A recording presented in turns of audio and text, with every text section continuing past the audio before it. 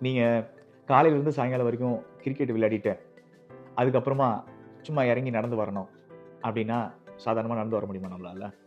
முடியாது. ஏன்னா, காலு, முட்டி எல்லாம் வலிக்கும். இப்படி வலிக்கும்போது நம்ம நடந்தா எப்படி நடப்போம்? நொண்டி நொண்டி நடப்போம்.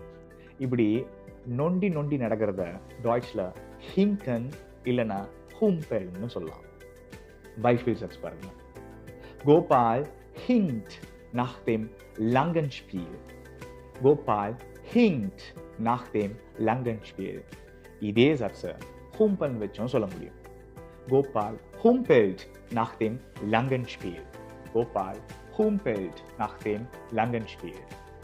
கோபால் ரொம்ப நேரம் விளையாடுனதுக்கு அப்புறம் வலியில, அதாவது இன்ஜுரியில நொன்றான் அப்படின்னு அர்த்தம்.